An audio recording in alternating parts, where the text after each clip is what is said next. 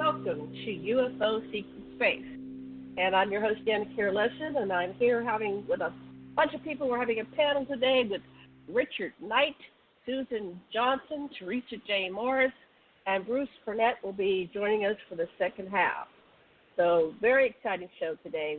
We're doing this every Friday from 8 to 10 Eastern, 7 Central, 6 Mountain, 5 Pacific, and 3 p.m. Hawaii time. And we have all the time zones because we have people from all the time zones here most of the time. This is not a call-in show. I've had trouble managing these wild people that come on and say profound and diverse things, so I'm not going to be clicking on the button. I know you have comments. You can write to us at aquarianradio@gmail.com, and if you have a question for me or any of our panel members, we will ask the questions on a future show.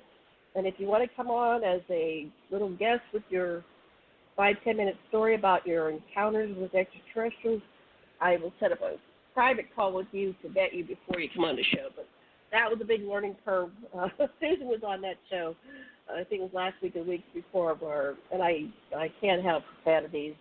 This is a family-oriented show, I think, on some of them. Okay, first we're going to start with Richard Knight, and Richard's going to talk for about 5 to 10 minutes, and he's going to tell us, who are you, Richard Knight, and what brings you to our round table? The Knights of the Round Table. Wow, isn't that interesting? This is correct. Aloha, Richard. Aloha. How are you, Janet and TJ and Suzanne? I hope you're all having a lovely evening. I muted them for now because I want you to tell your story uninterrupted for the next 10 minutes. So all eyes and ears on Richard Knight and his story. Take it away. All right, here goes. First and foremost, I hope this doesn't rock your cradles or blow out your windows, but here comes a big advent. Here comes a big advent at y'all, all right? I come from the 16th dimension, so I am only part human, from the aspect being that my separation from God and the universe has never transpired. I had the full perception of God and the universe upon my birth, and basically it was very useful that was so, because during my early childhood I was subjected to a great deal of abuse, a great deal of rejection, and there were all kinds of craziness going on, while at the same time enjoying the benefit of having 14 senses instead of the regular 5.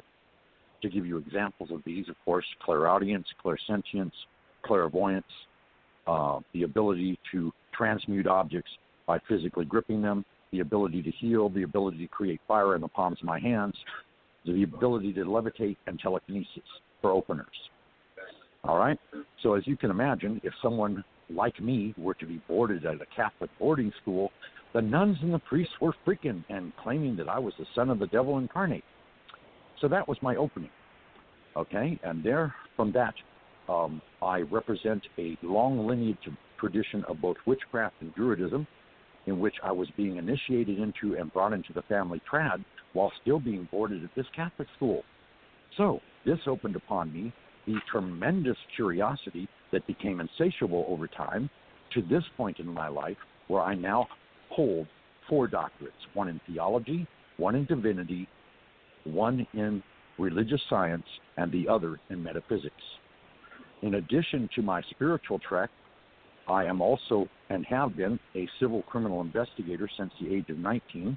I am presently now 65, and I hail from the great state of California, from the city of Santa Monica.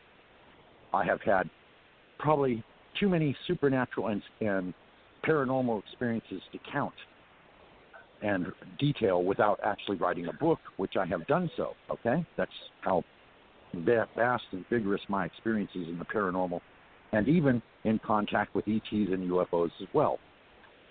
So I have a vast array of all kinds of stories and experiences to share, and this has been my background. In other words, I have been living proof of a spiritual being incarnate in the flesh and being very aware of exactly who I am. And as my life and path journey have progressed, of course, I have become very well educated. And in order to back up both my positions in the spirit realm, or the spiritual realm, you could say, and my law enforcement realm, which is criminal justice, I also have an associate's, bachelor's, and master's degree in criminal justice. I have had over 45 years of self-employment as a civil criminal investigator, and I have also worked for the federal government with Department of Justice, the Immigration Department, with over 5 years' experience there, and I have also worked for the State Authority of Georgia as a probation officer, starting out as a probation officer, going to a supervisory probation officer, and eventually taking over an office of 12 probation officers who I audited, schooled, and told right procedure to, over a 3-county area with a caseload of roughly 4,500 juveniles and their families over a 6-year period in 2 different districts. So, in addition to that, I love to write. I'm a poet, a published poet with the International Society of Poets, and have been published in many anthologies and winning all kinds of awards from that society as far as like Poet of the Year and things of this nature. In addition, I am a very thirsty person when it comes to knowledge. So I have studied in depth all of the various genres of literature in regards to the paranormal and the self-development and the self-awareness, as well as being upon the trip of self-enlightenment, as one would call it, from around 1965 to the present. So that's 55 years in that particular area. In addition to this, I have been studying the martial arts since the age of 9, and I now possess 4 black belts in the martial arts, the highest of which being 5th Dan Grand Master in Kung Fu. I study and was aware of and proficient in 18 styles of the martial arts. I have done black op operations for our federal government, of which I cannot speak because the information is classified. I have done surveillance for the federal government against organized crime, and I have also arrested judges and law enforcement for racketeering, thinking themselves to be above the law and victimizing the general public, and they are all in federal prison now serving a 25-year term. So that's a little bit about me. Okay, good. So you passed the talking stick. Okay, let me just let me turn off my timer. I have a timer so we don't go very long. Okay. Well, I don't even know how long I was, you know. It's okay. You were about 8 minutes. That's good. Okay. And there's some kind of feedback. Is somebody talking in the background? Yes, unfortunately. Okay. Would you like me to go outside? Privacy? I don't know, just auditory privacy. Okay, hang on a second. You could muzzle them. This wasn't expected. Okay, this was not expected or planned or foreseen. I see. Okay, that's okay. It is one of them spontaneous moments, and they are on the phone with a relative long distance, so, you know. Okay, I understand. Okay, I'm going to put you on mute then, and I'm going to bring on Susan. So, here we go. So I'll still be able to hear. Susan. Yes. Okay, Susan. Hold on. The mic is coming on. Yeah, Susan. hello. So, hi. So, 10 minutes. Tell us your basic story and your top things that you want our listeners to know starting now. About you. Starting now. Actually, around the age of 5. Yeah, how are you? I'm good. Good. Actually, around the age of 5, I had a so-called dream. I don't think it was a dream. I think it was a scout scene or it was a scene, because most abductees and experiencers, they'll remember it later on as a dream or something, which I found out by speaking to various UFO investigators. But at 5, I had an experience where I thought there was these little kids that were my height. And I figured, oh, good, I could play with them and have somebody to play with. And I started to play with them, and they started shooting lasers at me. And somehow I spontaneously produced a beam out of my hands, and I was pointing my hands at them. And then 2 or 3 of my ET people appeared behind me and vaporized one of them, and the other 3 fled.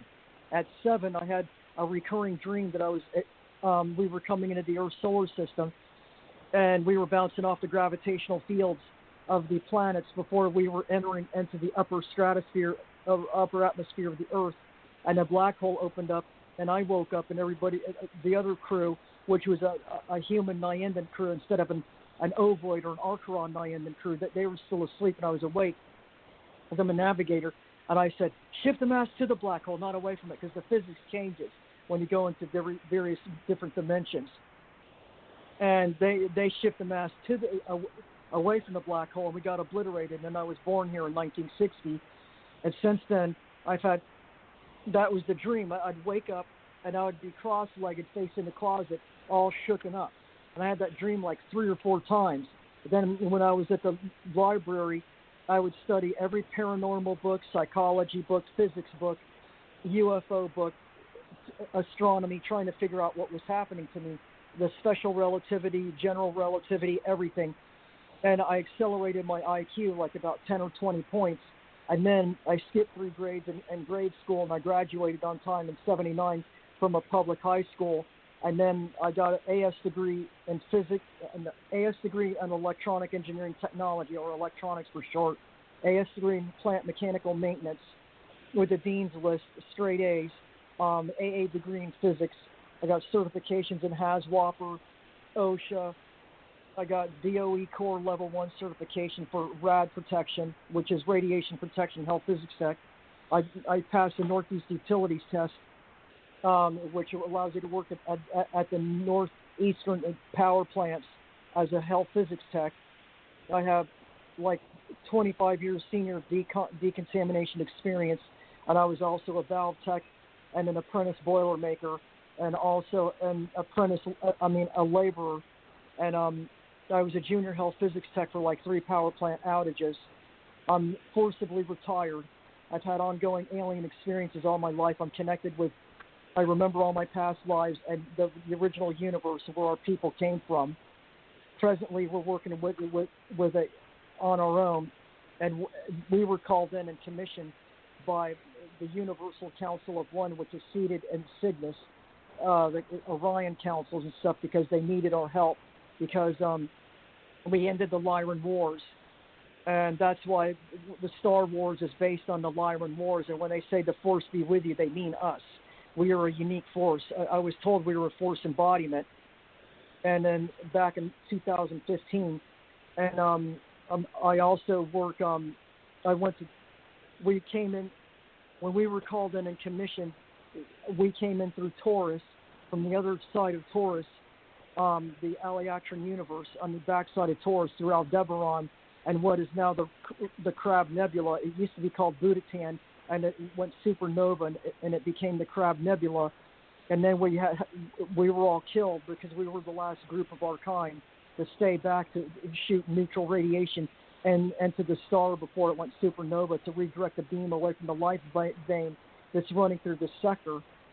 And then we succeeded. We tried to get out of there, but we didn't make it in time. And then Orion ship came, and they captured our souls, and they made clones of our bodies, and they reanimated us on board the ship, and blue tubes, silica tubes, or jelly tubes. And then after that, we went to Cygnus, and that's where we settled, and a planet called Archeron, which is either in Cygnus X1 Deneb, or Beta Cygni, or Gamma Cygni, or it could Lambda Cygni, or it could have been R4 or Sat R4 or something. 2 or 3 planets, and they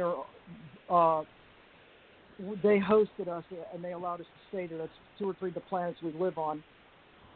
We come from the Refactinum universe, and back in 2014, I was told that symbol on my right ankle means Refactinum.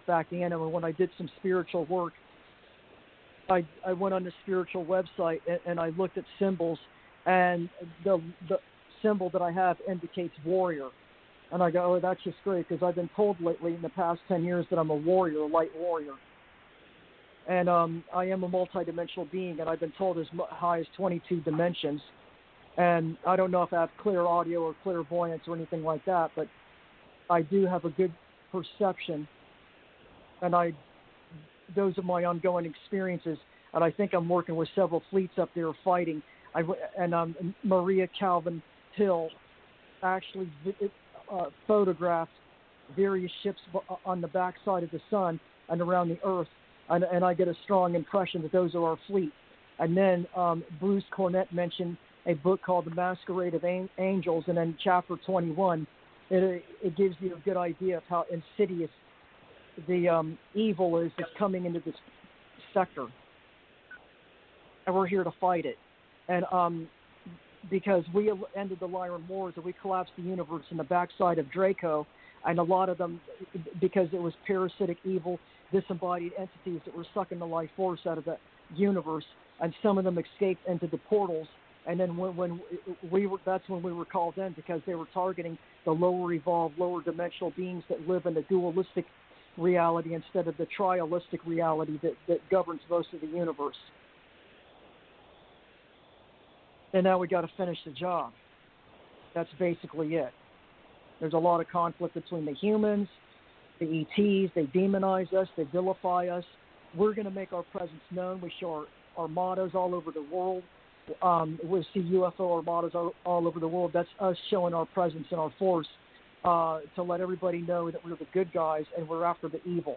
And that's basically it right now. We got to eliminate the evil, but the humans have to play their part by becoming more awakened and more aware and regain their individualism and their self-preservation and proclaim the sovereignty of their race on this planet.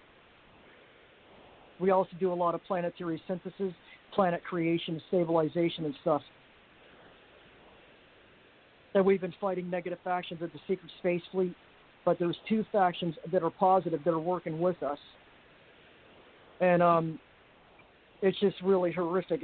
I've been on a lifelong quest to try to find others on this planet from my group that are in physical form, and I think I'm not going to find anybody because so far nobody showed up.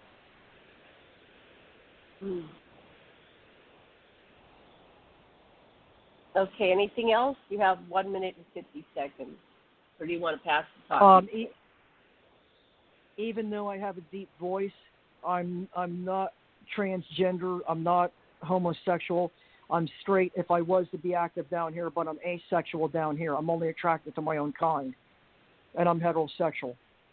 And I have a deep voice because it's partly because I don't know if it's because I have Asperger's syndrome. I was diagnosed with Asperger's syndrome, which I think is a neurological rewiring because they said their neurological wiring is different. I think there's a lot of star seeds and everybody coming in, as per Mary Rodwell, certified nurse in the UK that does work with Asperger's people, said that they remember their past lives and their star seeds, but I'm an alien hybrid incarnate. I'm not just a star seed. I'm an alien incarnate hybrid. And they told me how they did the in utero and vitro and everything. And my family's had ongoing experiences too. But I think there were different races than mine. And the deep voice also part of the Native Americans tend to have deep voice too. Excellent. Okay. So we'll come back to you. We're going to keep going around here and get the short 10-minute or less intro from each person. So let me put you on mute. And Bruce showed up, so I will have Bruce. Hi, we're doing like a 10-minute. Wait, okay, here it is. Bruce, we're doing a 10-minute intro on ourselves, who we are, our background, maybe our education, our paranormal or extraterrestrial experience, and what brings us to our show today. Welcome to the show, Bruce. Hi, can you hear me? Yes, did you hear what I said about we're doing 10-minute intros about ourselves? Yes, if you would like to, I'm going to set the timer because people tend to get long-winded, and then I'll let you know when you've got about 1 minute or less. But you can pass it if you want to go less. It's fine. You can just say I'm done talking. I'm passing. We have an invisible talking stick that we pass back and forth. Well, okay? Maybe I should go last so I can get a gist of what the others are contributing. Okay, well, then the next one will be Theresa. So you're passing to Theresa, so let me mute you, and I'll put on Theresa. And hold on 1 second while I do these a little bit of a delay. So, Theresa, you've got 10 minutes, and I'll let you know when it's the last minute. Okay, go ahead. Hi, everyone. This is Theresa Jeanette Thurmond Thomas Morris. I identify as a androgynous being from another place in space and time. As far as my intelligence goes, in this reality, I conform to being a humanoid, sentient, intelligent being by choice. And for the sake of this reality show, or lack of reality, I am a cosmos ambassador in this reality, and I do psychic work for various people that hire me. And I also train entrepreneurs as a CEO of a corporation. And off planet, I do Life Between Lives, and I was signed up to do this, what we call epoch, as a very, very old soul with lots of memories prior to what is recorded on this planet, which we used to call the Akashic field, but now it's become more than that, because we have been able to define it while I was working here on the planet in this reality. My first president I met, Harry S. Truman, through to President Reagan, and I did not meet Clinton or Trump, but they know of me. So in this reality, I'm considered T.J. Morris E.T. That's my brand. I have T.J. Morris. I have created for the world the Allied Command Intergalactic Relations. Off planet, I am a universal life force that works in a large command that is universal. We go in and out of various universes. In this reality, this one that I'm talking in, I am considered a guardian of the galaxy, and I have worked at the highest level in a quadrant for this universe, strictly as an observer and also a communications officer. Now, my partner in life that is deceased in this reality worked directly for the president, as I did, President Reagan. We are, in this reality, we are retired from Department of Defense, he was Department of Army, I was Department of Navy. We both were intelligence officers. I have been a private investigator, legal investigator, and trained in personnel and information security with some of the best in the world. I have traveled the world. I'm a world traveler. Let's see, what else would you need to know? I'm presently working as a government contractor, even though I have officially retired. I have 50 years in service from May 10th, 1967 to May 10th, 2017 with our Office of Personnel Management. If you study how we've set up the government with the Constitution of the United States, you can learn about all that and all the changes that have happened since I got out. With regards to the reality here that we've created with UFO groups, I am the original Ascension Center Oracle, and I am also the original UFO Association, the original. I started with Stanton T. Friedman and George Filer, and Canada, and the United States of America, and the international acclaimed command officers that were retired, reservist, Army, DOD, GS, WG, wage grade. And so I represent in radio since 2012 with several people that are veterans. They want to tell their stories before they pass on. Prior to 2012, when I became in radio, I worked for UFO Digest in Canada as a contributor, publisher, writer, and I helped Dirk Vanderplug, who is a well-known publisher in Canada, and before I met him, he was very interested in why I talked about Andromeda, and we discovered, he thought that was odd that in my repertoire of choice, Jim Mars, Richard Dolan, a lot of people, Alfred Lambert, Weber, a lot of names you may know in the UFO industry, knew of me and talked to me via Canada. But a lot of this was classified, a lot of this was above top secret, and Stanton T. Friedman went to his grave never divulging who I was. But he and I both worked on the Roswell story. I worked with Don Berliner, Dr. Bruce Maccabee helped me and Janet in 2015 begin the Alien Contact Organization. I have since separated out from Mutual UFO Network, which in 2012 I ran one of the first advertisements. Stanton T. Friedman opened my show after I'd had a couple of shows with Janet Carroll Lessin to do Stargate to the Cosmos. So you may know that she and I have known each other on this world since 1993, and we'll be coming out with our timelines. But she met me as a psychic at Psychic. I had Psychic Network. I was CEO in Hawaii, and let's see what else. I was Spiritual World Network, and I was asked to take over your spiritual center as president, CEO of a corporation. I ran the Spiritual World Network, and I was on radio there, television. People came over and filmed me from India. I've been on various radio shows, but I did not want to, so I waited to come out till August 2007. I was told I broke the internet, and the Catholic Church came out and Russia was like, what's she doing?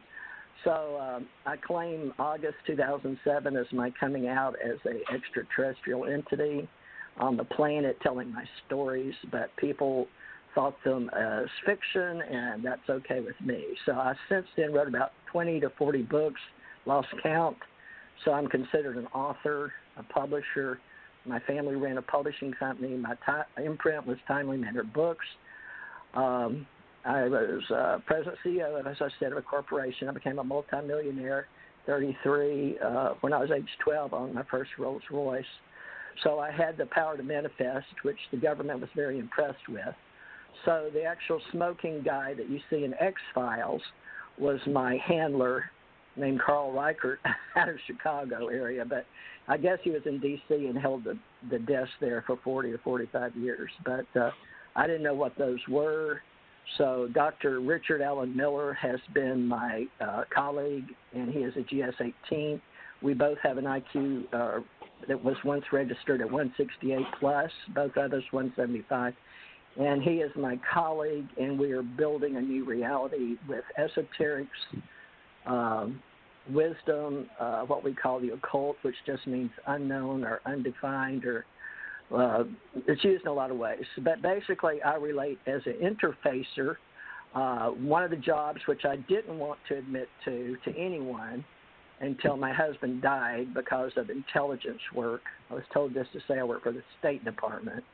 But I worked with Bob Dean, and we worked with Allied Command Europe. I worked the European Theater in uniform, out of uniform, through the International Police, with some names I won't drop right now because it's too soon.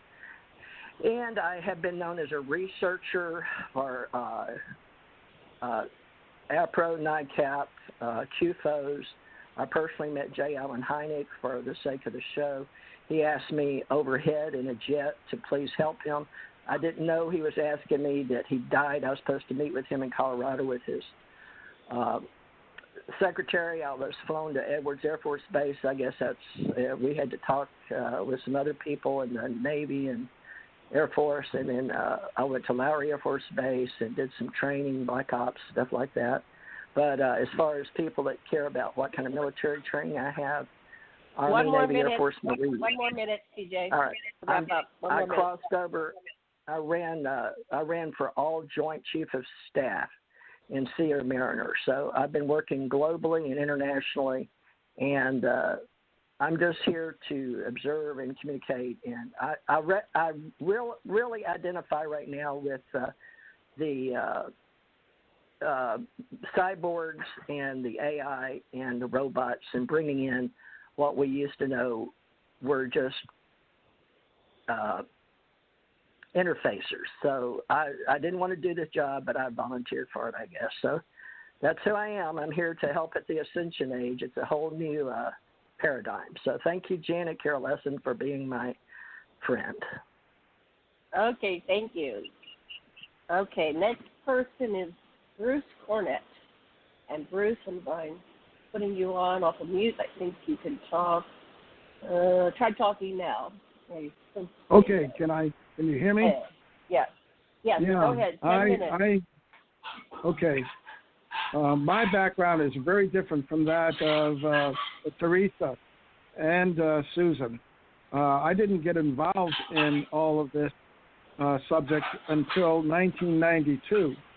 And before that, I was a straight-laced scientist working at colleges, universities, on paleontology, geology, and palynology. And I have many publications and sub-books on that subject, but that was my previous career.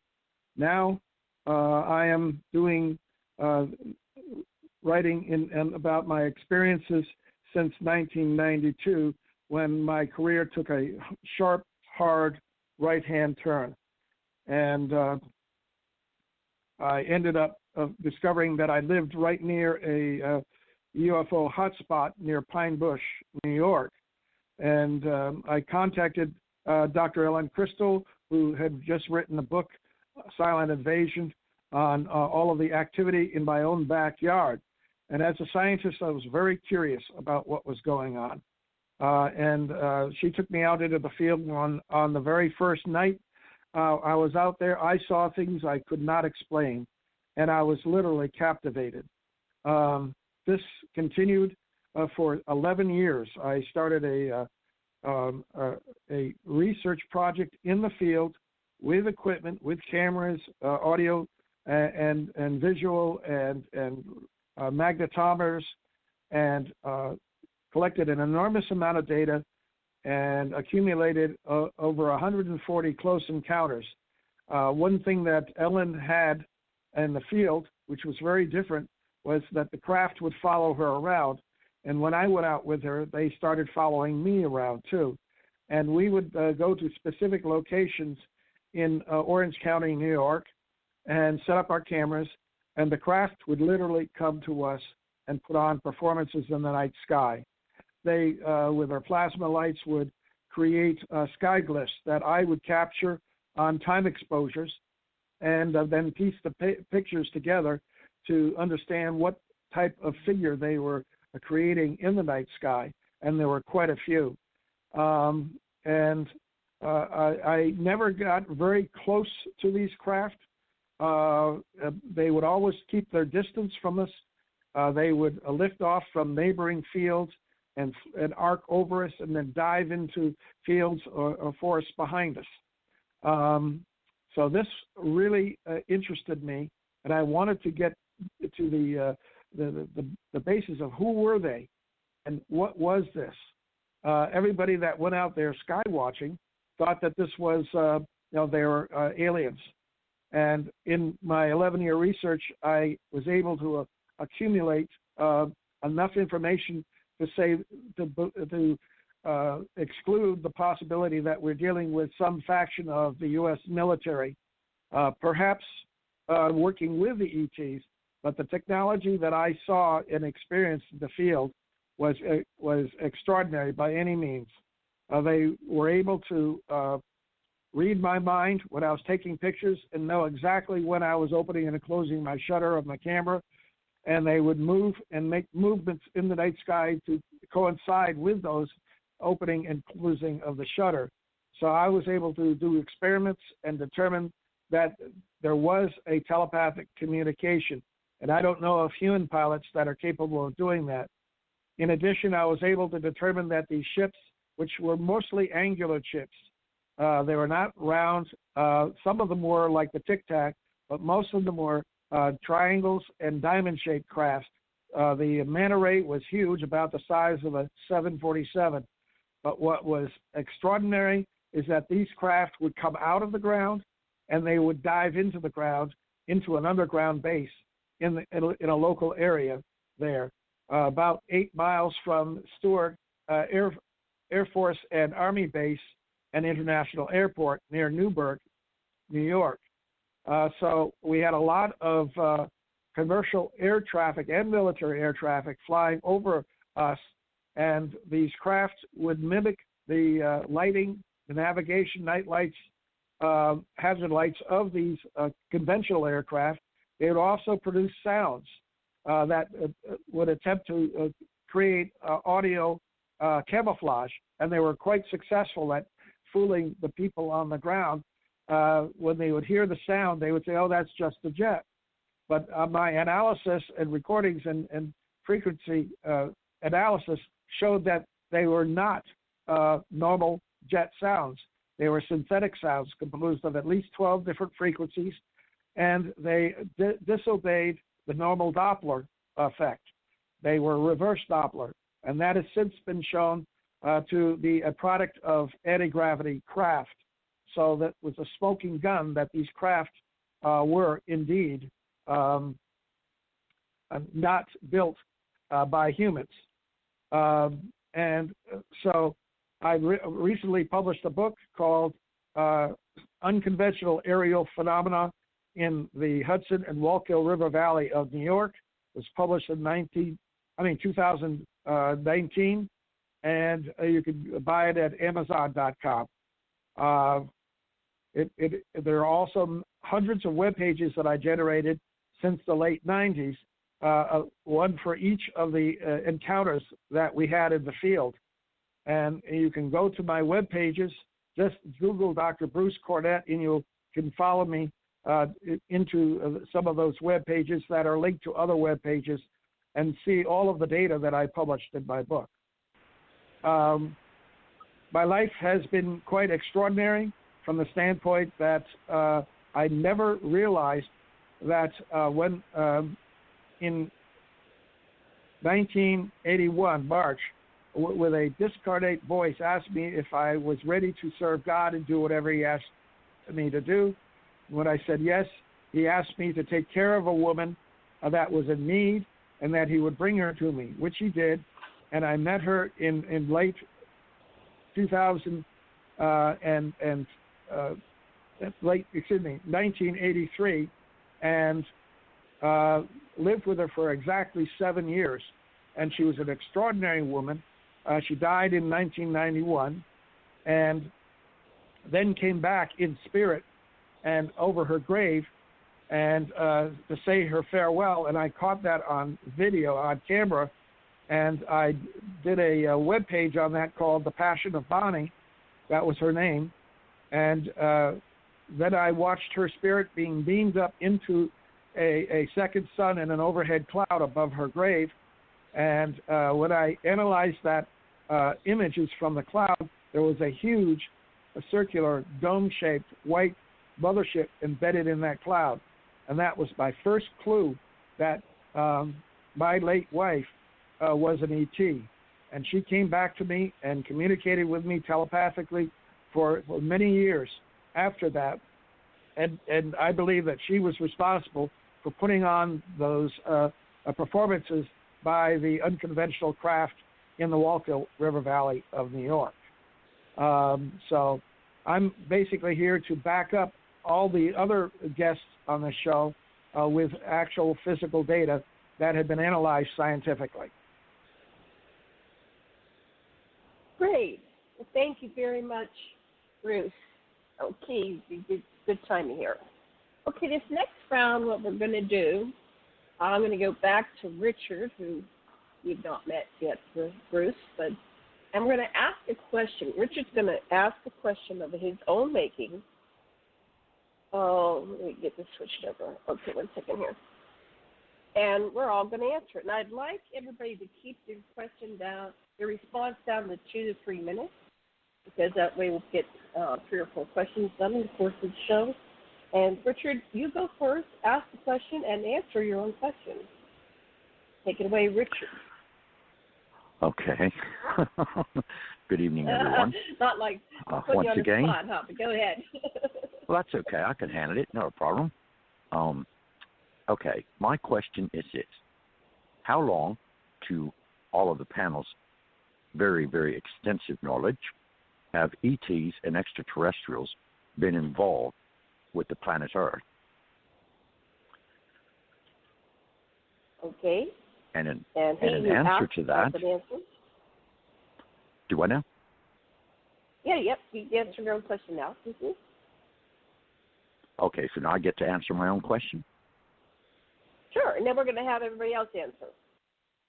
Oh, okay. All right. Well, my answer to the question is, roughly speaking, about generationally speaking, 50,000 years, roughly speaking, give or take. There have been many wars for the planet, as mentioned by our other panelists. There are still ongoing wars in the seventh dimension that are being carried on outside the expertise of experts here on the ground, as well as sensitives such as myself and all of the other panelists, obviously. And there have been many races that have come to the planet, including the Anunnaki, who held the human race into what you would call morphosized, where basically their mentality was completely controlled by the Anunnaki for at least a good 20,000 years. There has been an ongoing alien presence on this planet simply because the original created mass of the Earth was, in fact, a universal library that was kept by a half a dozen guardians that would rotate in and out of rotation in far as their incarnation was concerned, so that in turn this library would be an access to all of our universe and depository by all beings within our given universe, which contains about, I can't even tell you exactly how many galaxies. But anyway, that's my take on it. In other words, basically speaking, there has never really been true Earthlings per se, and if they were only here incarnate for one life before they became either mutated, ascended beings, or extraterrestrials from other planets, galaxies, or universes or dimensions. Okay, and then express your question one more time before Susan answers. Susan's going to answer next. Okay. My question to the panel is kind of short and sweet. In your take on things or your observed interactions with the same, how long have extraterrestrials been, basically intermixing or helping the human race here on Earth? How long has there been an ET presence on the Earth? Okay, Susan, your turn. Since before the beginning of the Earth.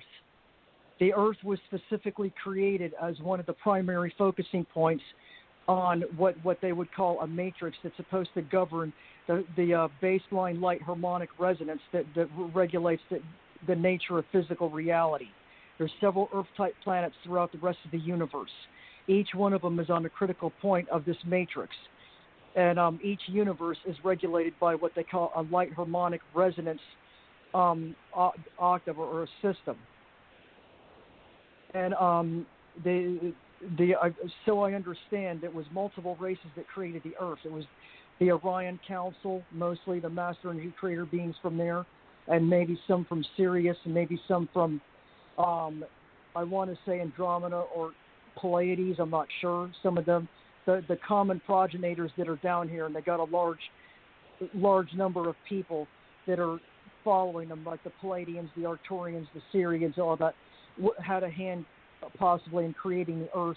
And then after the Earth was created and activated and locked in to the dimensions and stabilized, there was a lichen phase and an igneous rock activation phase, terraforming phase. That's where the Bigfoots come in, because they're a terraforming type race that works with various different alien races in the universe. And then after the Earth was created and stabilized, there was 2 or 3 indigenous human colonies on the Earth itself. I know others say that there were 7 root races and stuff, but I think there was like 3 major indigenous human races, which means that their planetary identity matched their soul identity, because every planet has a planetary identity, and then as governed by the central planetary energy vortex. And then 5 human colonies were supplanted here. Right after Zeb Tepi, which would be called the golden time. That was when the indigenous humans and aliens that were colonists that used the Earth as an outpost coexisted out in open, and there was no secrecy or hidden agenda or anything at that time. And that's when all the pyramids and everything were created. They were not created by the Egyptians. They were created by other races that came here and had left before the 5 human colonies were put here. The Anunnaki interfered, and they screwed up the human genome, and the humans were supposed to be a multidimensional multi-coalescent being that was able to access higher realms and higher vibrations and stuff specifically because of where they're located, which is a critical point. This Earth is in a critical strategic navigational point in this universe where several converging dimensions occur, but also it's in this life vein that runs from Cassiopeia all the way through Auriga and Canis Major, which right. You got can you wrap up your answer? Yeah, wrap up your answer. Okay, yeah. Then we'll go to the next person. Okay, and the Anunnaki came screwed up the human race, and that's what caused the wars to start. How they turn off this timer? Shut up, timer. Okay, there we go. Thank you very much, Susan. That was funny. I couldn't get it to turn off. Okay, next respondent is Theresa. Hold on one second while I get this mic thing manipulated. Okay, Theresa, your turn to answer the question about how long have ETs been involved on the planet, and try to keep it around 3 minutes so we have a chance to get around with several questions. Okay, take it away.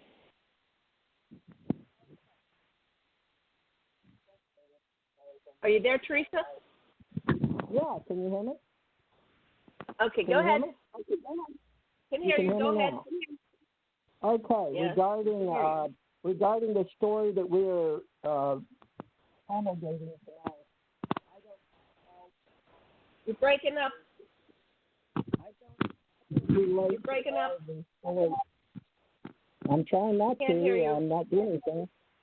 I'm not moving. Okay. Go ahead, try again.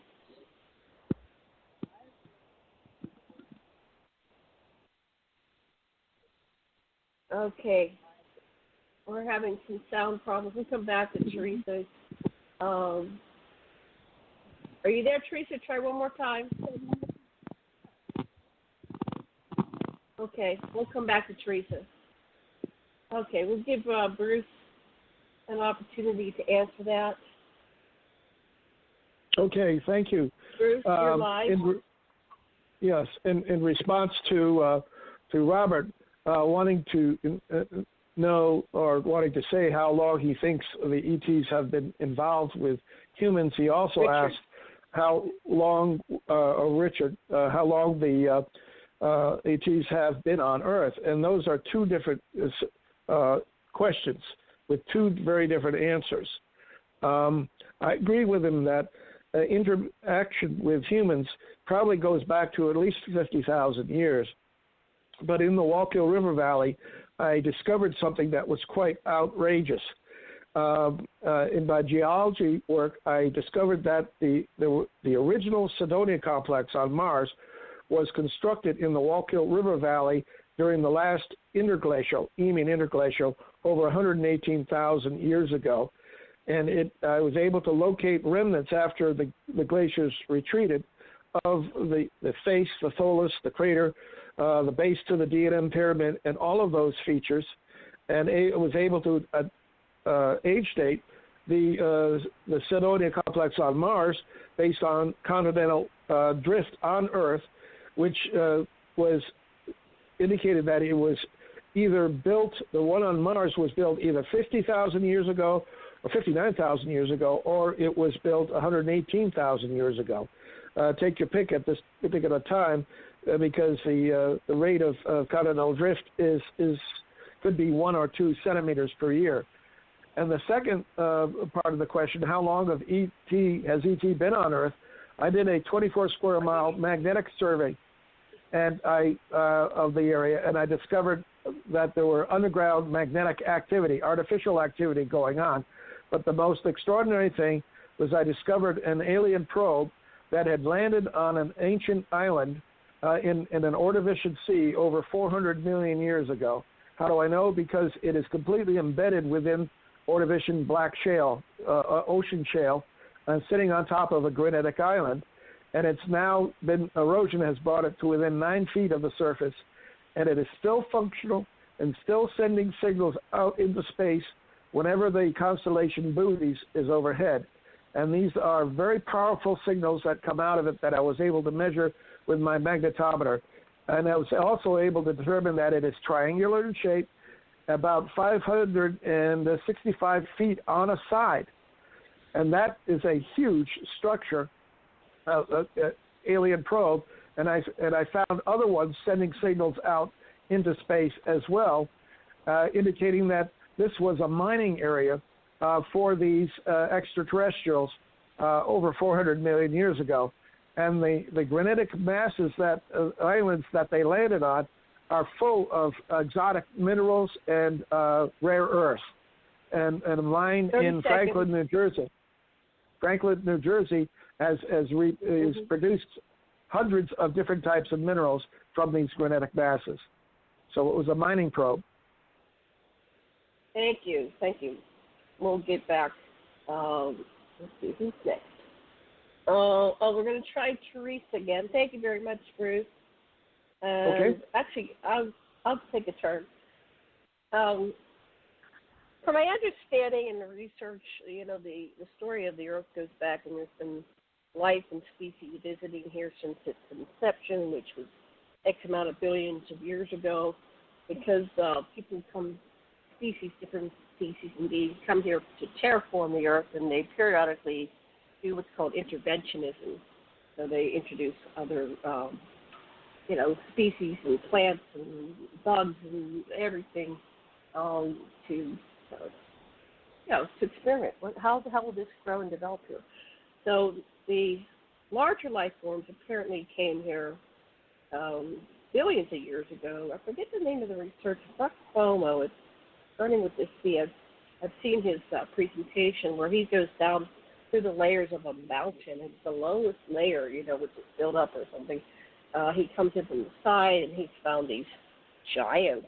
They're like 30, 40 feet tall, and occasionally you see these pictures of them getting washed up to shore or digs of them, and then of course people say it's all fake news. So we have the stories of these things, and I'm going to have Roger Spur of Mudfossil University on the 20th on the show. He's going to talk about how everything is alive, and he's been doing the analysis, and there's these stories of these mountains that are actually a giant laid down, and he became fossilized, turned into rock, and some of them died, some of them turned into statues, like Medusa, the stories of Medusa. So he's going to talk about that. But what I'm aware of is the Anunnaki. That's my area of expertise, and my beautiful doctor husband, Dr. Lessin, has with myself. We've written 5 books instead of 6. One in the making. It's about religion and the Anunnaki. But they came here 450,000 years ago, and they were searching for gold to use back on their home planet. The main purpose of it was to coat the atmosphere because it was disintegrating and had holes in it, and the radiation was getting in and rendering everybody sterile and destroying the planet. And of course they synthesized it into a lot of atomic gold, and they used it for longevity. And then I think it was about 300,000 years ago, I don't have the book here, they created the first generation of Homo sapiens. They used the Homo erectus. They combined DNA, and they created this hybrid species. And then they did, fine-tuning where they interbred with the existing Homo sapiens and made Homo sapiens sapiens. So that's my, of course, that brings us to the modern era, and the extraterrestrials, the ETs are here in mass and different species, but the Anunnaki never left. They just are still ruling through their priests and kings and the demigods, which are the hybrid humans with a lot of royal DNA, and they're very selective, and they're kind of the ultimate races. And then we are all the children, so apparently we all have Anunnaki DNA. But back with the Lyran Wars and the treaty that was made, they agreed to combine all the DNA. So we have a reptilian stem, so we're part reptilian as well. Okay, so let me bring on Theresa. Let's give her a whirl here. And then we're going to go Susan, so you can start thinking about it. You're next with a question. Okay, okay, I heard about I'm 3 muted. minutes. Can you hear me now? Okay, I unmuted you. Yes, we can hear you. Go ahead. Okay. All right. Regarding the word extraterrestrial, that has to be defined in ontology, but consider that I am considered ET. I also would suggest that the universe adds itself to before space and time, so we can't use linear time. So therefore, it's non-existence into the way that I would use folklore. But most of the ancient stories we tell ourselves for the sake of being humanoids, Homo sapiens sapiens, is based on the word. So where I come from, it's based on universal language, which was before anything to do with sound or vibrations or bandwidth or any type of description, because we didn't use words, okay? So it's very hard to communicate unless you don't communicate. So that's why I'm here to help with the word and observe and help communicate. That's part of my chosen extraterrestrial mission here. So regarding let's write the stories that write and thread the stories on the planet is I bring in all the universal codes. Before we had the photon memory in the what they call the grid.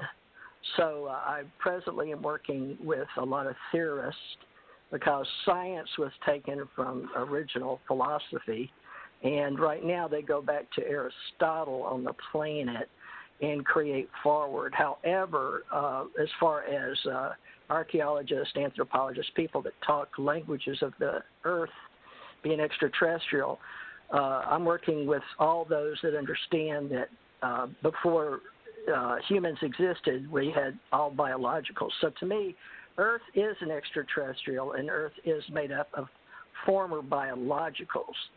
But because they only on this reality, in this dimension, they only use carbon-based, what they call time in space. So unless it's carbon, you can't date it. So the Earth is ET, and I'm ET, and everybody is ET.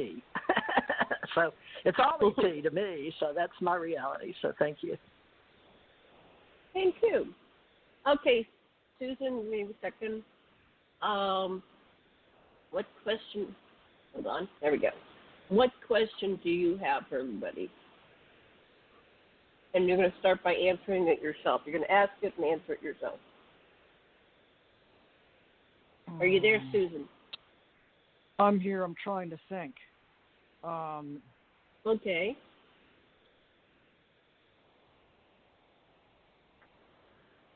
I'm wondering how many of you think that the heaven and hell in the Bible, as described in the Bible, are not really places like heaven and hell, but in actuality, and also Nibiru, and also the scrubbing of the atmosphere using gold by the Anunnaki, all of that. Okay. How many of you think that, they're just mining, the Anunnaki were just mining gold to restore their atmosphere? Or do you think maybe perhaps they were using the gold to actually, as baffles, as scrubbers, to clean an atmosphere and restore the ionic balance within that atmosphere that's in an enclosed ship called a surrogate planet class ship? Okay. So put that in a question. If you can put it in a one sentence question. Yeah. Rephrase. Okay. Rephrase that. Okay. How many of you think that the Anunnaki were just here just to mine the gold to restore the atmosphere on their planet? And how many think that, well, is it not really a planet, but maybe a surrogate planet class ship? Okay. And then my answer. Yeah. Go ahead. That the Anunnaki came down here. They messed up the human genome. The humans were already here. I know because I was working with some ETs that supplanted a human race here, a colony from an Earth that was in the fifth dimension. And the humans were very passive and docile and very friendly, and the animals and that fifth dimensional Earth were very aggressive and very hostile. And they put them here in the colonies and stuff, and the mountains to see how they would adapt. and then they had to be taken off world when we found out it was too harsh down here for that human colony from the fifth dimensional Earth, and we returned them back home. Okay, so the humans here were messed up by the Anunnaki because they decided to make them subservient and usurp them and dummy them down to make them slaves to mine their gold, and also slaves to be used as a commodity in trade and make slave armies and stuff. The gold was specifically mined, like I said, to become to be used in baffles inside of these surrogate planet-class ships to scrub the atmosphere of toxins and renormalize the ratios of the different gases in those enclosed atmospheric climate control systems. I know I used to work in some of the climate control systems on the ships, colony ships docking in the backside of the sun, the moon, and the solar system. And as for heaven and hell, those are surrogate planet-class ships that are enclosed and are called Arcavanas. Nibiru is not a planet. It is another type of planet-class ship that goes around, and they can also offset the Earth's orbit and create the Great 30 Flood. seconds. And that's what they do. That's my answer. Okay, thank you. Okay, hold on. We're going to go turn on the mic for Richard. Back to Richard. Wow. Go ahead, Richard. Your answer. I thought mine was complicated, but yours just bunch of nerds here. Really took us out there. Okay. All right. First and foremost, do I believe in heaven and hell? Well, heaven and hell are the creation of the consciousness or the overall awareness of the body of mankind that has been propagated on down through history religiously. Okay, so you're talking about many millions of minds all coinciding together to create these interdimensional realities as a specific place in time, or at least a individual reality that can be experienced by anyone who so wishes basically to do so.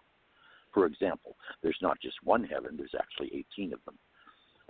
For example, hell, there's not just one hell, there's 7 of them.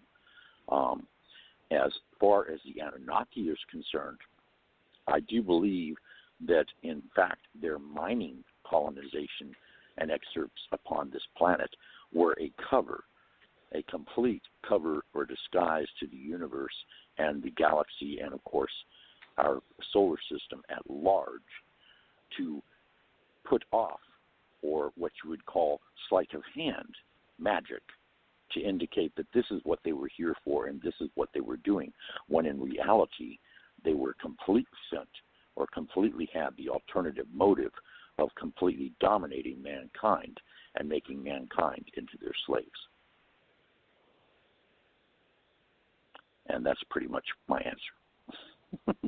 Thank you so much, Richard. Okay. Bruce, let me turn on your mic. What's your answer to that question? I have studied religion over the last 30 years very intensely because I mentioned earlier that I spent 7 years to the day with Bonnie, my late wife. And she turned out to be, when she died, she came back and told me that she was an ET. She was, her name, was spiritual name was Kahra, capital K, small a, capital R, small a, and that she was the leader of the Caledonians, and that she had come to Earth in order to fulfill biblical prophecy, that she was the woman who bore the male child in Revelation chapter 12. And it wasn't until 2010 that I discovered this, that evidence for, that her whole life was perfectly choreographed to follow those 17 verses in chapter 12. And what that she gave virgin birth in 1967, August 1st, to 2 children, a male and a female, and they were immediately taken up into space. she was also, was, as I said, the leader of a group of extraterrestrials that I now know were part of the Anunnaki, and they were responsible for trying to roll out the prophecy that is given in the Bible. So we have I was directly involved with the beings that were part of what Richard says were the group that was enslaving mankind and trying to bring about the compliance and worship of them. And Kahra was, interestingly enough, means a spirit of goddess, and she was the goddess that the Egyptians, the Isis, Nephthys, Set, and Osiris worshipped back during that period of time. She is also the writer of the Quran, the scripture in the Quran, and she said she is that the Judeo-Christian Bible is her biography. So I had direct contact with the very beings that Richard was saying, and Janet, you say, are trying to control humanity. Okay. Are you done? You complete? I'm done. Is that enough? Thank you very much.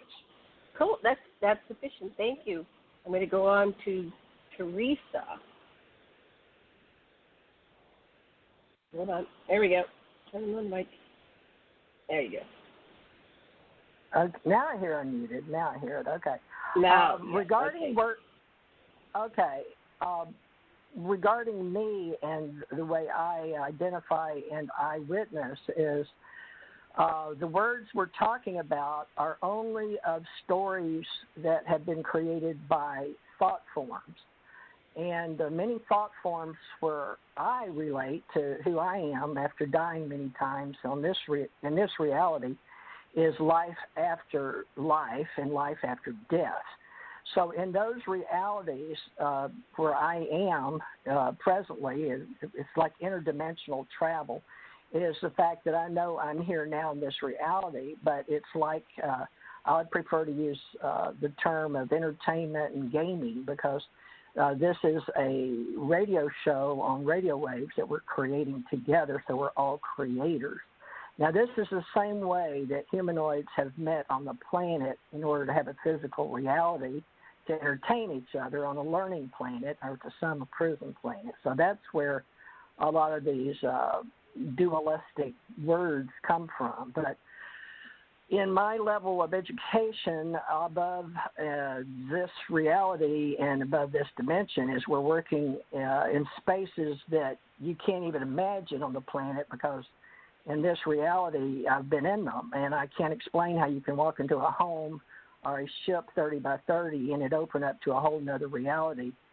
So we're working on that, and right now they're called magnetic monopoles, according to Dr. Richard Allen Miller. So I'm here learning to communicate and work with ontologists.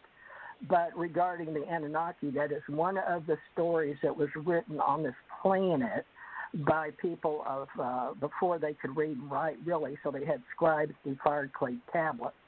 And that is about the word Anunnaki means those from the heavens came in human earth language that we call the business language or American English. So most theologians are aware of that, as is the intelligence community. But I can say that in this reality, that is why Iraq, they had people go in and destroy most of the Anunnaki museums in Iraq to get rid of that story. So, stories get ruined on this planet. So I'm very upset about that in this reality as a three-dimensional humanoid. So I'll end it with that. Oh, heaven and hell. Yes, those are man-made descriptions in geology. And on a timeline, I've described it in a science book for the Chinese. And 0 in cyberspace is -1 and +1. Everything's 0. Therefore, put it in math. It's just a language. Thank you. Okay, my turn. Okay. So, Anunnaki, Anu was the king of Nibiru, and Ki is the name of Earth. But those who came from heaven, the Nibiru, where Anu lived, and they are his people that he sent here to key to Earth to establish a colony. And that's according to the Sumerian story. It's written in Shemiah form. So the accuracy of the original writer, was it science fiction, was it science fact? Back then they seemed to be trying to write down the history to leave for humanity, and we are their children. So the mighty story, yeah, it could be a story. All these are stories. Everybody here is telling stories. We have all these stories written. We don't know the true motivation of the original authors of any of these stories. Were they intending it to be fact or fiction, or anything in between? Heaven and hell, according to the Anunnaki story, heaven, of course, was Nibiru. So if you were going to go, you were chosen to go back to Nibiru to visit King Anu, to go to the home planet. That was a very honored thing to do, but they didn't let just anybody in. The humans weren't allowed in. Even some of the gods, they were forbidden to return to heaven, to Nibiru. But and then the hell part, hell was known as the Abdu, the South African mines, and they still exist. So Michael Tellinger has all this information, videos and books about, he lives in South Africa and the mines, and he found Enki's lab where he created Homo sapiens, and there's all these stone henges throughout, Africa that it would have taken millions of people to make them, and there's no explanation because the population isn't large enough to make these based on how old they are. But as for a spiritual place, I've been dead and came back, and I've worked with the dead, and they seem to have, it's like a state of being, whether they experience heaven, good experiences after they die. I think that's another thing. George Harrison kept saying the names of God, so at the moment of death he would meet God. So a lot of people do things to try to end up on a good side, and if you go to the stories about people when they die and they come back, or they do, regression to the life between lives. There's lots of stories of where you go, and based on what you believe or think is kind of what you carry with you. So I will end with that. And let's see, we have 46 minutes. We probably have time for one more question. Let's go back to Theresa. What question would you like to ask our panel, and start with yourself with answering it?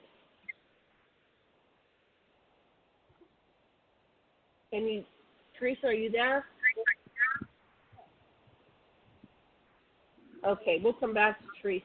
She's not responding. Okay, Bruce, what question would you like to ask the panel, and answer it yourself first? Okay. What I got involved with was a prophecy that was being fulfilled by one of the Anunnaki, who claims to have been, claims to be Kara, the goddess worshipped by the other lower demigods of ancient Egypt. But she also told me that she was Ninkursag, who was the mother of Enlil and Enki, and of humanity in general. But what was fascinating by all of this is that I got to meet her children, which were actually, I was the sperm provider, and they are essentially the offspring of Kara and Bonnie and me. Bruce, in the interest and who are they? So who are they? And what I came to realize, the children, and especially my son, whose name is Kyle. And what I came to realize is that he is the male child described in Revelation chapter 12, which is the reincarnation of the Christ Spirit, and he is the Messiah. He's now 53 years old, and he's very close to coming down. He's a pilot of a spacecraft, and he's going to come down and assume his position as the prophecy, old and new prophecy of the Bible proclaim. So that's basically my contribution from what I've learned. But we also know that this is part of the Anunnaki deception. Okay, Richard. What do you think? Okay. What's your response to Richard, to Bruce's question? Well, I'm trying to decipher precisely the question. Okay, Bruce, you were very, very eloquent and very knowledgeable. So therefore, you were putting on a presentation as well as couching a question in the midst of it. Yeah. So, if you could couch it for me more succinctly, I would be most appreciative. Yeah, you're both okay. I'd like to go on for both of you. Yeah. Okay. Basically, is the Messiah going to return as the Bible prophesies? Okay. First and foremost, if we are addressing the lineage and incarnation of Christ himself, that whole story has been manipulated through various royalties and various ascendancies and all kinds of different houses that in turn, basically have reworded the Bible into 18 different versions, into 14 different languages. Okay, so there is the truest sense of the Bible itself is the language that Christ himself spoke while he was present on the earth, which is Aramaic. All right? So the Aramaic Bible holds the truest content as far as what is recognized as the established or accepted Bible by those in mass. In other words, you have the Catholic Bible, you have the Greek Bible, you have the Roman Bible, and you have the Russian Bible, and you have the Ethiopian Bible, and you have the German Bible, and you have the Christian Bible, and so on and so forth. And all of these are parallel stories, but in different languages, and when you take the same story and translate it into a different language, it begins to transform and have different meaning. So, in reference to the second coming of Christ, as the book of Revelations was revealed to you by and from, as portrayed by John, it has already happened. The reason being that you see the whole message of Christ, which was never thoroughly understood because it was spoken in parables unto the masses, withholding the sacred truth to only his disciples or apostles at the time, was basically one consistent of majorly three golden rules, one being love yourself, the second being love others as you would love yourself, and the third one being treat all others as you would treat yourself. So basically the standards of love and full acceptance of the self. Now, of course, we could get into an hours-long dialogue as to what the self consists of. But the Christ, basically in principle, as a being, entity, and conscious message as to what he was diversely projecting unto the Jewish masses and, of course, the Roman Empire at the time of his alleged incarnation.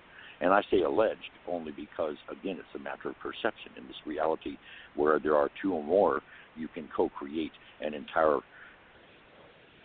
complete reality just based on the two of your thoughts melded together in an interdimensional and multiversal universe, okay? So I say that Christ has already reappeared is because his gift unto mankind was the message that all of us are, in fact, Christ conscious, and that as such, he lives in our hearts from the aspect being of the understanding and sharing of love. Oh, thank you. Okay, on to Susan. Great answer. All right. Hold on, let me click this on. Thank you, Richard. Taking you off for now. Susan, what's your response? Who is the Messiah? Is he returning? Is she returning? I'm not so sure. I'm not so sure exactly what part of the Bible is true, and it's been so misconstrued and interpreted in many different ways. It's hard to tell exactly what the persona of the Messiah really is, or if in fact he returned or anything.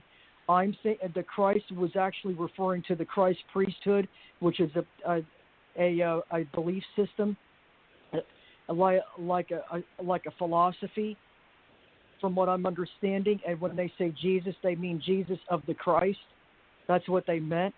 As far as him being the original Messiah and everything, that's up for debate. That's where the Jewish religion comes from, because they don't believe that their Messiah came yet. As far as is he already here? I'm not so sure if there is a second return. I do know that it could even be a parable that might even be mirroring the fact that on Ancient Aliens, the series, they say that, oh, well, we're going to return. And then a lot of the Ancient Alien cast are saying, no, they never left. Well, it could be that the return of Christ could be the return of the Anunnaki, or the return of the representative of the Anunnaki or something. And I think that's why there's a big presence right now on the backside of the sun and the earth and the solar system, because they're aware of this so-called return of the Anunnaki. And make no mistake, they're evil, they're parasitic, and they feed off of other entities. They are the disembodied entities that have taken on lower evolved forms, and they use their vessels and they confiscate them so that they can have nefarious activities.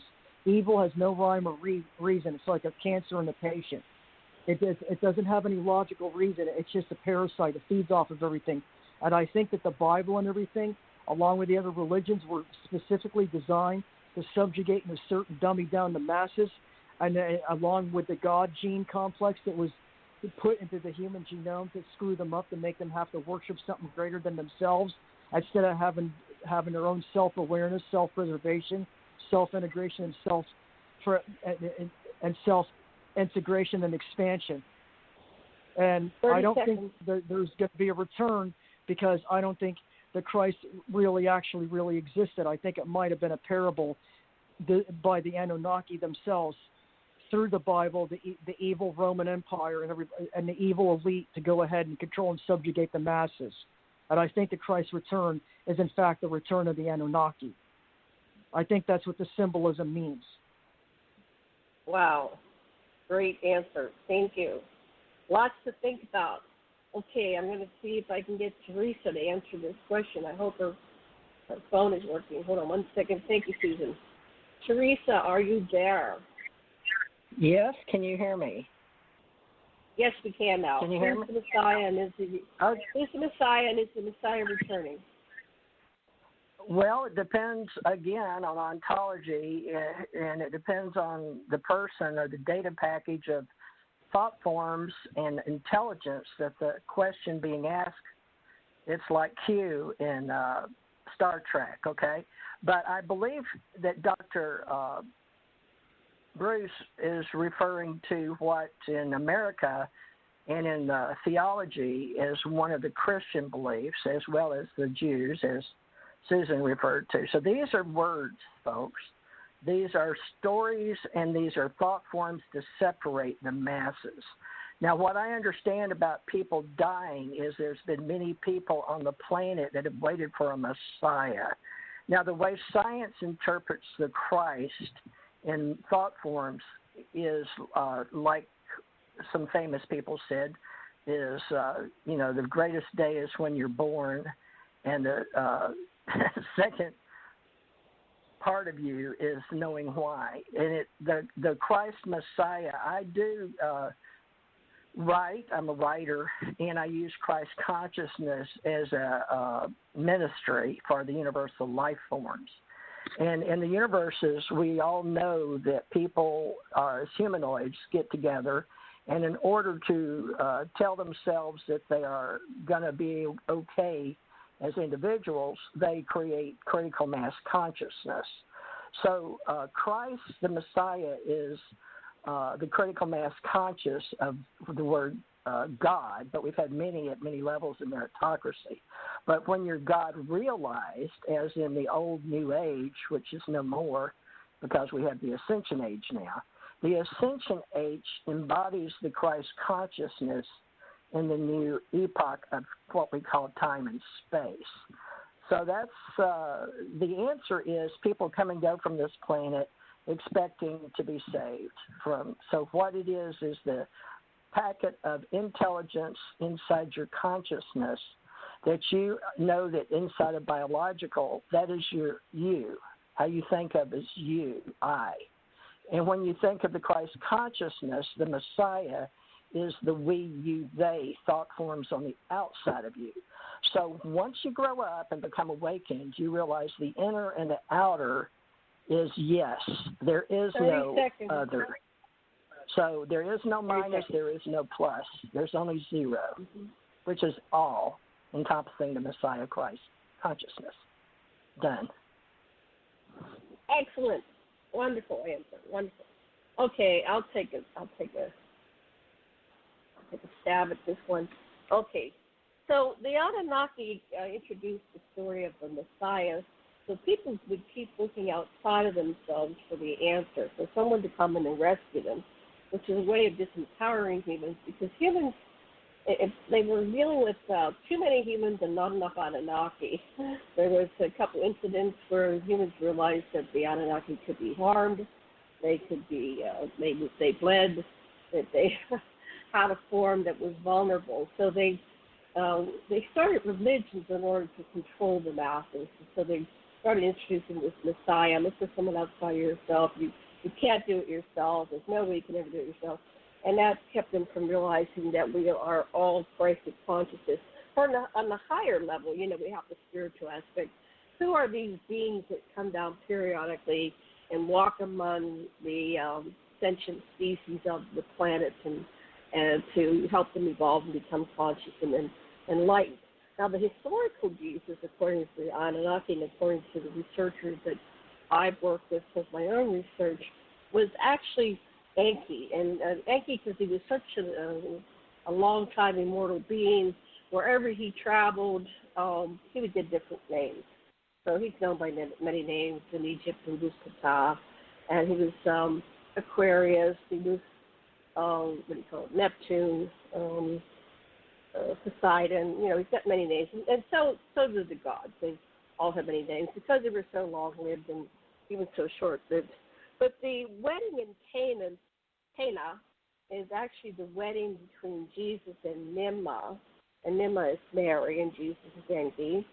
Nimma and Enki were forbidden to marry because in order to settle a rivalry with the opposing faction, Anu had Enki wed Damkina, who was the daughter of the opposing force, in order to make a truce so they would stop the wars on Nibiru. So that hurt Nimma tremendously. She went off and got pregnant by Enlil. Their son was Ninurta. So finally, many thousands of years later, they worked through the politics of their family, and they said, screw this, we're getting married. So that's what the wedding at Cana was. The two of them finally got married, and they never left, and they're still walking around. And Mary, of course, is came to the Fatima, and she's the Lady of Guadalupe, and he walked around into the Americas, and he was the big, tall, white guy that they were waiting for to return, et cetera, et cetera. So that's my humble opinion, but what do I know? Okay, we're going to put this. We have enough time probably for one more question. We're going to turn on Theresa's mic. Question for the group, and answer it yourself. Take it away. Is it for Theresa? Is it Michael? Okay. Yes, regarding all right, thank you. I consider everybody a part of the Christ consciousness or the thought forms. And as individuals, we all have an I, and as I said, the we, you, they. And this is all up for exchange now because of the way we're working together on the planet as a critical mass consciousness. So now we're involving AI, which I'm very familiar with off Planet because everything is biological, but everything's also AI. So my question is, in this reality while we're here, how can we each help each other form a story line beginning now for supporting each other in fellowship? I don't know, is that a question that I asked? How can I think it should be in this AI reality, accepting that we're all data packs in thought forms in this game of life. How can we all support each other while we're witnessing, I guess, each other in this reality? I'm not sure how to say it. And what is your? That's good. What's your answer? My answer is show up and understand that we're communicating in cyberspace to create community. So I'm doing my best to show up and communicate and create community. So that's my answer to my own during this time of AI. What can we do to support each other? Thank you. Excellent. Okay, thanks. I'm going to turn the mic on to Richard. Richard, your turn. Okay, that's a very, very interesting question, to say the least. And my take on it would be this. In order to come together to create a harmonic unity, we must, of course, form an alliance amongst all of ourselves that are present, those of us more pronounced or more out in the manner of speaking, making others aware around them of who they are and where they truly come from and where, in fact, they are, what their mission is here to accomplish. If we greet each other not simply in the physical body, mind, and heart, but in the supraconscious, Christ-conscious, or even, as we would say, complete spiritual core awareness, the core of each of our beings greets the core of each of all of the rest of the beings present, however they so term, understand, perceive, and outreach from their inner selves to the community or to form the community on Earth. If we take it not purely from the human, but blend it with the awareness and an awakening and an ascension unto the core being of all those present here on the Earth, then in turn there would be a harmonic unity of communication, not purely on the physical or verbal level, but also on the intuitive level, and also in an exchange of a core multidimensional being of light unto another core being, multidimensional being of light. And this harmonic focus would then in turn begin to terraform and reconstruct this entire environment and all the communities around the Earth to become once again in harmonic resonance, which would in turn also fulfill the prophecy of the age of Aquarius. Wonderful. And that is my answer. That's good. Thank you so much. Awesome answer. Okay, so let me turn on Susan's mic. How do we create community? How do we support each other? You got to recognize your planetary identity, your universal identity, and your soul identity, which is your first point of inception and creation, whether it's this universe or an alternate one. Realize your true point of origin and your true soul group and everything, and realize the other races that you're trying to help or intervene on an ontological level. And always for the good. Mm-hmm. Anything else? We have about 30 seconds. Are you complete? No, that's it. Okay, thank you so much. Okay, Bruce. Oops, hold on. Sorry, Bruce. There we go. You have to click that just right. Okay, there you go. Essentially, I mean, I am impressed with all of the comments being made here, and from Richard to Susan to TJ to Janet. And what I was trying to present is this concept that if there is going to be a human representation of the Messiah, just as many believe there was at the time Jesus was on earth, will the public believe that he is who he claims to be? That I doubt will happen. I suspect that if somebody were to claim he is the Messiah, you would have as much acceptance and dissent as you did 2,000 years ago. And I don't think that's going to be the solution to bringing people together. And I don't think that there is going to be a single savior that can change all of the problems that we have created for ourselves. We need to correct our own, clean up our own house before we begin to want others to clean up theirs.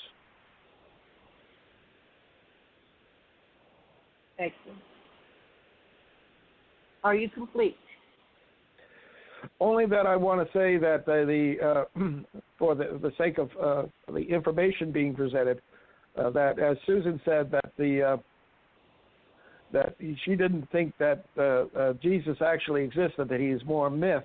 Well, that has been held by many people, and yet it's too bad that you didn't invite Tommy Sinisi on this show, because he claims to have lived at the time of Jesus and to have known Jesus personally.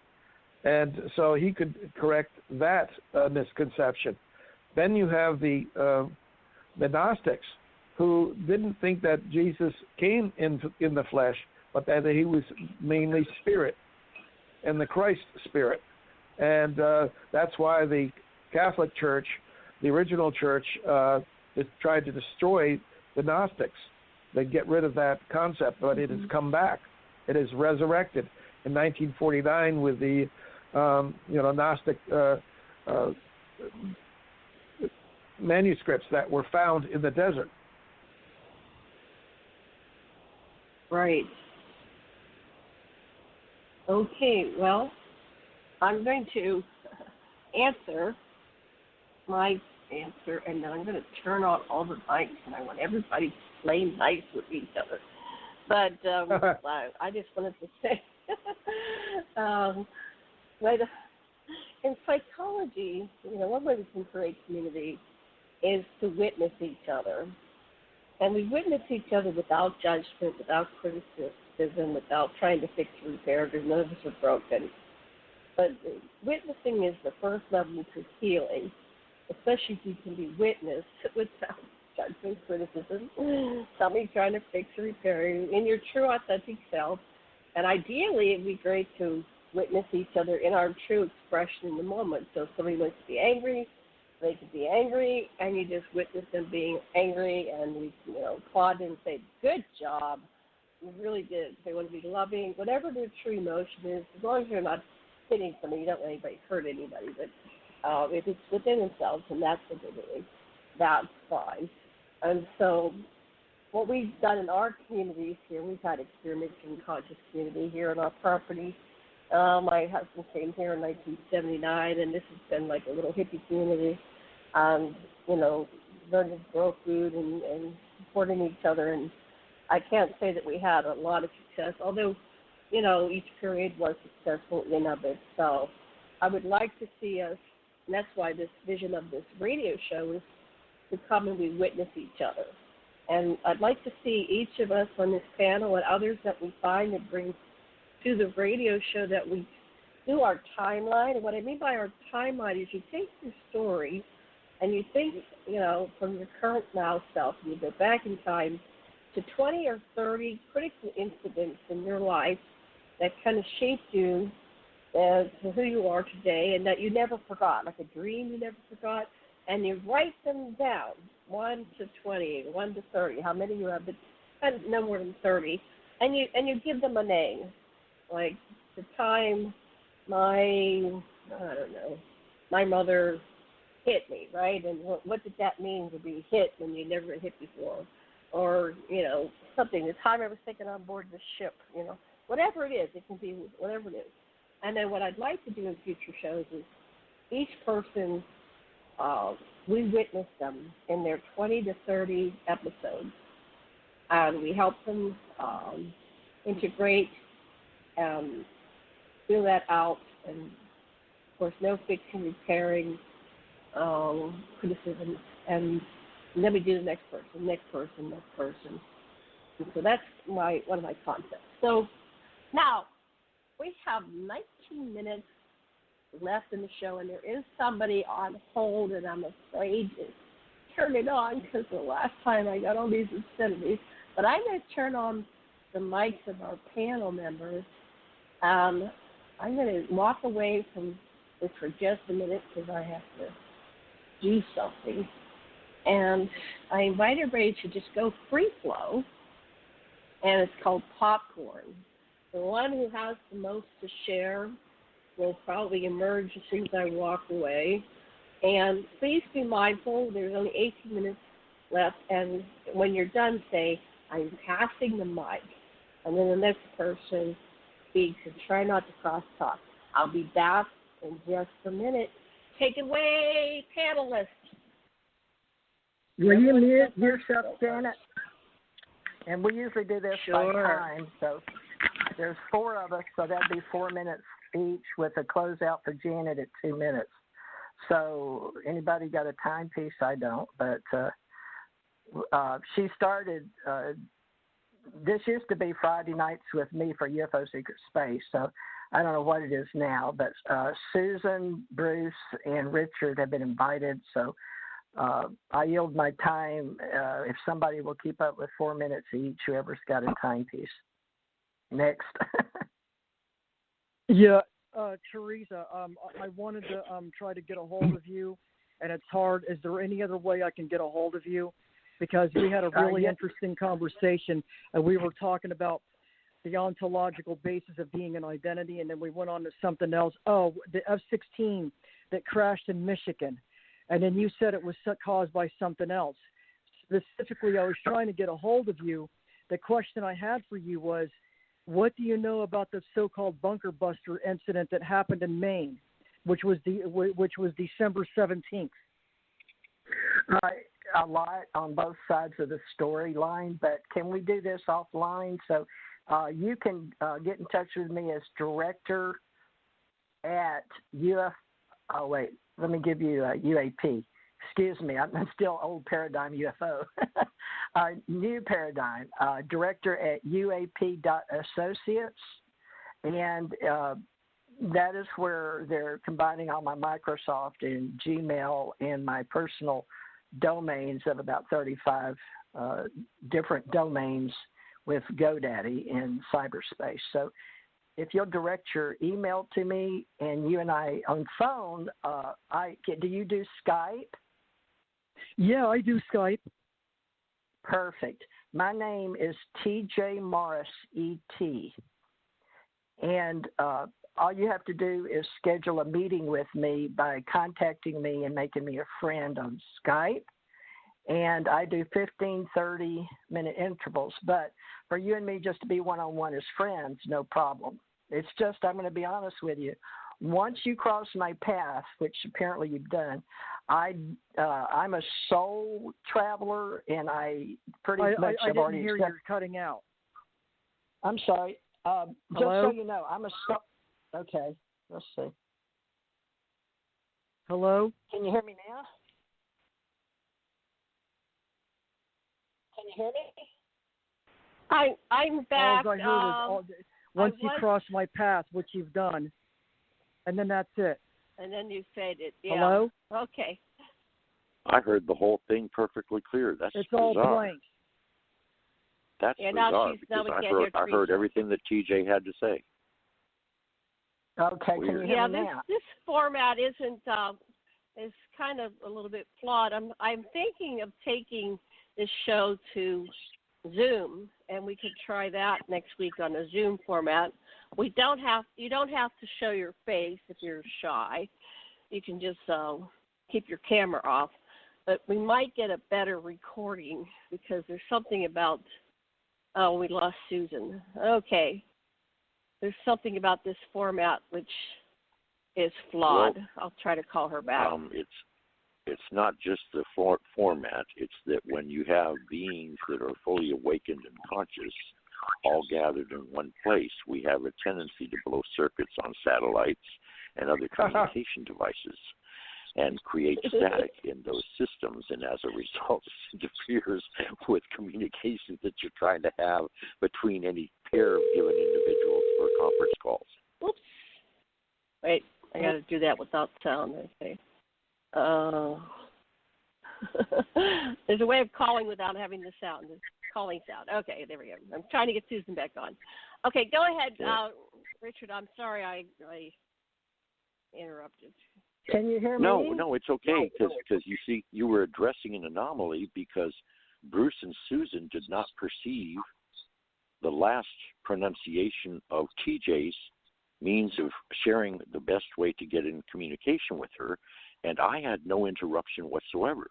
This was only experienced in program between TJ, Bruce, and Susan. Mm-hmm. Now, it's kind of a bizarre anomaly in a manner of speaking. But again, can it you shows hear me? that there's, I hear you fine. Okay. We can still hear you. Weird. A lot of people can't hear me or get in touch with me, Janet. I don't know what that's about. Apparently, we don't know. Richard has insight. But that's well, okay. if we're speaking cyberspace, you're talking about walls creating themselves and dissolving themselves, and dimensions creating space, and black holes and wormholes and portals all showing up at the same time, and beings from all kinds of different dimensions, like myself showing up at one time. That's right. Mm-hmm. So we can talk multiverses, and we'll have to create those threads. But, apparently different people want to know lower level, what I call three-dimensional thought forms that they're in their reality. It's like a game of life, but there's various paradigms and dimensions and realms. And so we have to do meritocracy, which people don't like to do. But unfortunately, most of the demigods and gods that I've known in the past and in the future and in the now, past, present, future, because there's no space, there's no time, in the photon clouds, of the thought packet consciousness, I'm well aware the reality. of this. That's what we're all working on, is who we're going to be in the future, is the way it's said. But actually, it's us in the now, and I'm in the future, and I'm in the past, and I'm in the present. And I'm okay with that. But I like being up there at the universal level, and that's the story that Janet wants me to tell. So that's the one we're working on. I work in multi-levels. Just so you know, I'll quote Beta, Alpha, Theta, Delta, Gamma, Sigma, Tau. We use 7 levels, not like you said, just conscious, or you said super conscious, but we were teaching that in 30s and 40s. But now we're working with people, and that's okay, folks. We're all telling stories, but we are going to use I guess radio for a little while with Bruce and Richard and Susan and Janet, and I guess anybody else Janet invites. But Friday nights, we were both doing this, so I've got TJ Morse ET radio, and I syndicate and have my own TJ? bills. And Yeah, Susan, I don't want to talk finances. Susan is back. Okay, back, Susan, she had I'm sorry, go ahead. Let's use the time for productive. Susan, go ahead. Ask your questions of TJ. Yeah, TJ, what was that address you were given again? And then you said something about once you cross paths with me, and you've crossed my path, and then we had all this trouble after that.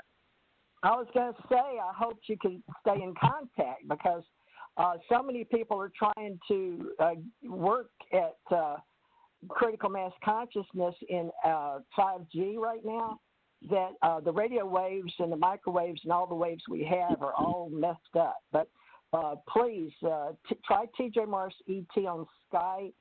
I have Google Calendar. Janet needs to make a forum, or I do. I have Blog Talk Radio, and she has Blog Talk Radio. But Susan, I'll be glad to bring you back on my show separate from this one, and we can talk some more. Everybody that wants to interview with me, I'll do that. So I don't know. Janet's the only one, and Tommy, that have ever been able to contact me on this planet and stay with me. Now, Richard I don't has seem been to be able having to. any problem. I know. Richard doesn't have any problems. So, Susan, I guess I'm not really human. Well, yeah. So, Bruce, I don't think Bruce has ever had trouble. Have you, Bruce? With what? Communicating with you? Yeah. Reaching her, yes. Oh, no. Interesting. Huh. No, I've got her on Skype. I get messages from Skype. Okay, well, let's try that, Susan. And I got a phone number. You want it? Wait. You want my phone number? 850-781. 850-781. Wait a second. I gotta get something to write it down. You can call me after the show. Janet you probably should put that information out independently, privately, rather than putting it on the air. Yeah, because I've got so many people trying to get me on all my phones, so I apologize, everybody. They've got all the lines tied up to me, and I've had people coming in my house, and they're trying to fix it. Thank you. Janet, just keep us together. Okay. Go ahead, Susan. Yeah, so if you're going to give out the phone, it's going out to everywhere. Do you want to give out your phone, TJ, or do you want to do that on the email? You can do that. You can give it. Give it to her. Give it to her off because I'm not sure this one's publicized. All the others are blasted out, full blast. Yeah, you didn't. It wasn't Wait a minute. completely 10 digits visible. It wasn't because all those completely 10 spammers digits would get visible. it. All those people that do commercials would get it. So anyway, you will no longer have to worry Wait about a minute. them. But anyway. I'm having a hard time talking. It's like everybody's talking to me, and then I get cut off. And every time I try to get TJ Morris, I can't get her. Everybody else can get her. Somebody's interfering with me. You're a psychic, Are you TJ. serious? Anything. So I'm going to mute everybody so you can have the last 5 minutes talking to TJ and ask her your questions. So I'm muting everybody else. Go ahead, Susan.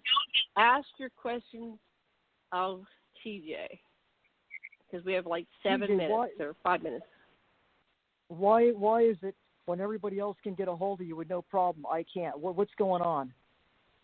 I think the number I gave you is one of the ones I lost. I don't know if somebody came in my house and took them because they were right here by my bed, but somehow they disappeared. So out of 4 phones I own, 1 landline in the house, I've only got the one I'm talking on.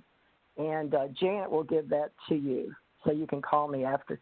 Janet, apparently Susan really wants to talk to me. It's just one-on-one, okay? Sure. Yeah. Okay. And I don't understand. I want to ask you a psychic question. Oh, no, sure. You're a psychic, right? Yes, ma'am. I'm an empath, cognitive, a precog. I claim all of that. I'm Cosmos Ambassador. I work on all levels. Beta, Alpha, Theta, Delta, Gamma, Sigma, Tau. Okay, then, in relation to that, what am I? I'm on the real high councils, right, from the other universe, multiverse, and all that? Yes, ma'am. Am I the only one here on the planet for my people? No, ma'am. I am you. You are me. We are they. You're my other one. Where are you from? Which universe? The 7th. The one I'm from is Arfactinum or Factianum universe. I didn't hear that. What? You're a universal being. I can't hear. Can anybody tell me what she's saying? I can hear her think you're totally speaking fine. universal.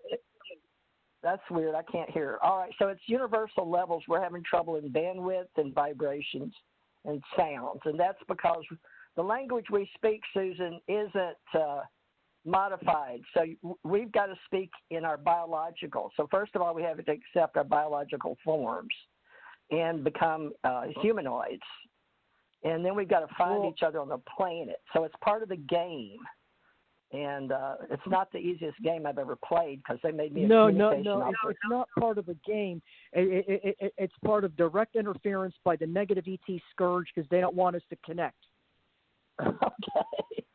All right. Well, it's however you interpret it. So I apologize. I don't think it's on my part, Susan, so please don't take it personal. I'm a very open, I'm actually a personality on Facebook, so please connect with me on Facebook. But most of the time people think I'm on Facebook, but I'm not. I'm a developer inside GoDaddy. So I have a probe core, a cPanel, and it's a different level. And then so when I punch buttons in domains, it goes into Facebook. But I'd be more than happy to assist you. How do I get a hold of you? How do I call you? Do I Skype you? Do I Messenger you? You have an iPhone. Yeah, can I Messenger you? Skyper. Yeah, you can Messenger Skyper me. For now. Janet, please give her my phone number when we get off. Janet has a direct line to you, and when she disconnected us, we got disconnected. You said, okay. Oh, yeah, I thought you had already exchanged numbers. No, I couldn't get a hold of her. I called her and I get the answer machine every single fucking time, and it's a mixed garbled up. It's like Happy New Year, like that. All garbled. Happy New Year. That's all I could get out of it every time I try to call you. Interesting. Okay. It sounds like we're being interfered with. Thank you. Yeah, that's exactly what it sounds like. Okay. I wanted to ask her. You read the book Masquerade of Angels. I'm getting echo feedback of my voice. Right. So let's wrap this up because we're out of time anyway. So let me pull on Richard. Final words, Richard. Say whatever you want to say to our listeners. We thank all of our lovely listeners out there in cyberland, or from whatever perspective or perception you are perceiving us in. We greet you with love. We greet you with heartfelt warmth, healing, and wish you the highest possible ascension to become your highest possible good in the here and now. Lovely. Thank you. Bruce, final words to our listeners. Oops, wait. Got to click you on. Sorry. Your mic was off. You're probably talking away. Go ahead, Bruce. Final words. Open your minds our listeners. And open your hearts to new information. That is the time you will grow and ascend. Thank you. Susan, final words to our listeners? Get in tune with oneself and trust your gut and your intuition, and don't react to everything that's different with a knee-jerk, fear-mongering, want to attack it kind of reaction. Instead, start interacting with it empathically. Try to sense what the entities and what they are, and don't fall for the sadistic entities that are portrayed in the book called The Masquerade of Angels. Thank you so much. I want to thank everybody on our panel, Susan, Richard, Bruce, and Theresa. Thank you, listeners, for joining in. Thank you. We will be back again next Friday. Actually, it is Christmas. We're going to do a special show with Richard Knight.